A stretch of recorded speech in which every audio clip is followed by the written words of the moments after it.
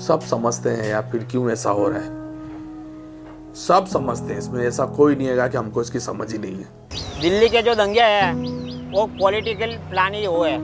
आम जनता को दंगे में कभी कोई इंटरेस्ट नहीं होता है, चाहे वो हिंदू समाज का हो या मुसलमान समाज का हो। दंगे गुजरात में हो या दिल्ली में हो या और भी कहीं जगह हो, देश के कोई भी हिस्से में हो, इसमें एक चीज़ कॉमन हैगी कि इंसानियत मारी जाती है, इंसान मरता है।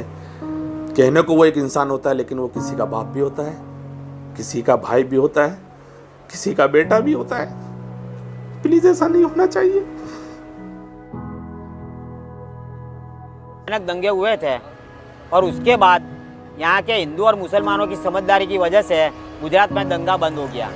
तो ये मोदी साहब और ये शाह साहब ऐसा कहते थे पूरी दुनिया को कि हमने गुजरात में दंगा बंद करा दिया।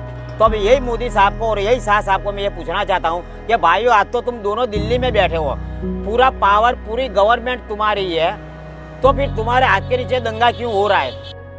दुख तो इसी बात का है कि दिल्ली जैसे शहर में हो रहा है, एक छोटे गांव में हो, देहात में हो, जहां सिस्टम नहीं जा सकता है, जहां कोई एजुकेशन बहुत दूर दूर तक नहीं हो, 50 आदमी के बीच में 5 आदमी एजुकेशन से जुड़े हों, वहाँ पे अगर इस तरह के कॉमी नाइट्स होते हैं या इस तरह के दंगे होते हैं तो कुछ हद तक समझ में आता है कि भाई वहाँ पब्लिक के अंदर इतनी समझ ही नहीं है कि। लेकिन दिल्ली जैसा शहर जो हिंदुस्तान का हृदय है, दिल है, जहाँ से पूरा हिंदुस्तान का सिस्टम चलता है, कोई भी हिंदू या मुस्लिम दंगा शुरू नहीं करता है। पॉलिटिकल पार्टी के जो निवेदन होते हैं उसकी वजह से कुछ जो कौमवादी तत्व होते हैं वही दंगों की शुरुआत करते हैं। अहमदाबाद में दंगा हो या दिल्ली में हो या भारत के किसी भी प्रदेश में दंगा हो, आम समाज का, चाहे वो हिंदू हो या मुस्लिम हो, उसका तो नुकसान ही होता है।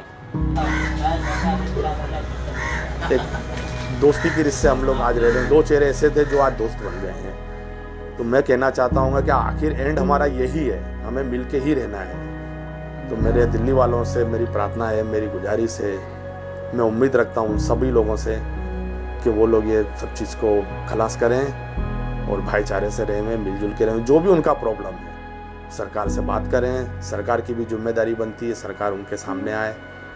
सरकार को नहीं बोलेंगे तो किसको बोलेंगे?